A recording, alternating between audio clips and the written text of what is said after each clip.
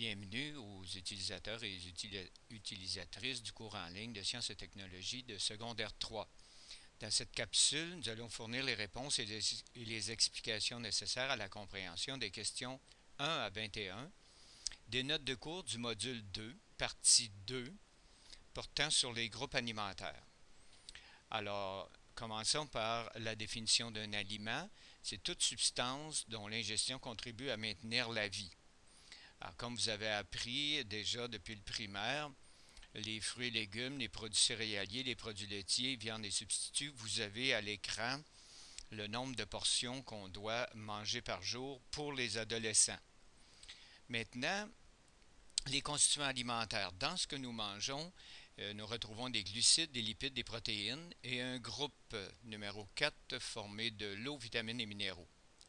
Alors, ce qui est important ici, c'est d'être capable d'associer les constituants avec les groupes alimentaires. Voyez-vous, dans les fruits et légumes, l'eau, vitamines, minéraux, produits céréaliers, glucides, produits laitiers, on prend les liquides eau, minéraux, les solides et viandes et substituts. Dans les produits laitiers solides et viandes et substituts, on rencontre surtout des protéines.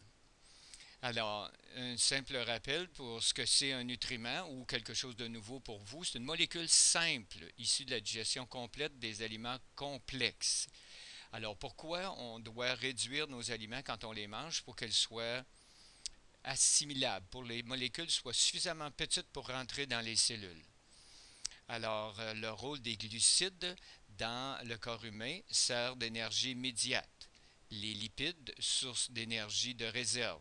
Les protéines, constructeurs et réparateurs.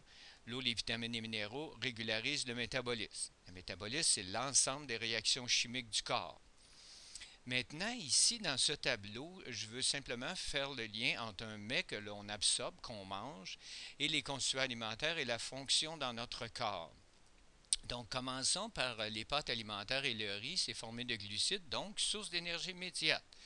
Allons aux lipides. Qu'est-ce que c'est dans l'huile végétale? On rencontre des lipides, source d'énergie de réserve. Si on va au groupe alimentaire de viande et substituts, poulet et saumon, ça sert à la construction et réparation des tissus. Il nous reste maintenant les fruits et légumes comme ici numéro 3, la pomme et le concombre numéro 7, ça sert de régulateur du métabolisme.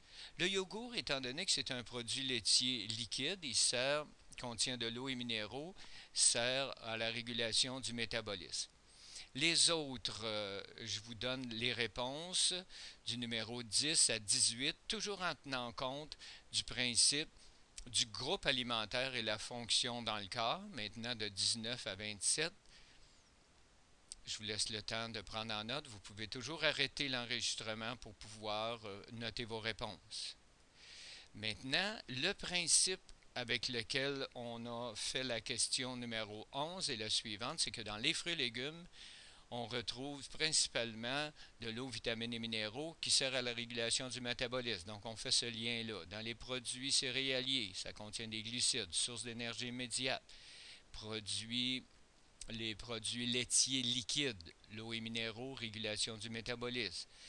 Produits laitiers solides, ça contient des protéines comme le fromage, construction et réparation des tissus, viande et substituts, que ce soit du beurre d'arachide, des légumineuses, des œufs, etc. Ça contient principalement des protéines pour construire et réparer notre corps. Allons-y, quelle est la fonction de l'eau que l'on absorbe à tous les jours dans notre corps? Elle est nécessaire à la réaction chimique, elle sert de solvant des liquides corporels comme le sang pour que les aliments simples, les nutriments puissent voyager dans le sang, ils doivent être dissous. Donc, elle sert de solvant et maintient la température corporelle, spécialement dans la sudation et la répartition de la chaleur par le sang qui prend la chaleur des organes plus chauds vers les organes moins chauds. Alors, la vitamine C augmente la résistance aux infections et combat le scorbut. Vitamine B, qu'on trouve dans les produits céréaliers, favorise la santé du système nerveux. Vitamine A, D, E et K, vous avez le rôle à l'écran. Une bonne vision dans le cas de la vitamine A. Vitamine D, l'absorption du calcium et du phosphore. Vitamine E, antioxydant ainsi que réparateur des cellules, empêche le vieillissement cellulaire et la vitamine K favorise la coagulation sanguine. Tandis que les principaux minéraux, calcium, phosphore, fer et iode, calcium et phosphore servent à la minéralisation des os, maintien et participe à la minéralisation des os. Le fer, formation des globules rouges, et l'iode, formation de l'hormone thyroïdienne, qui est une hormone formée par la glande thyroïde. Numéro 21, pour qu'une alimentation soit équilibrée, les diététiciennes suggèrent qu'on mange 55% de glucides, 30% de lipides et 15% de protéines à chaque jour. C'est la proportion presque idéale. Voilà ce qui met fin à cette capsule. Bonne fin de journée.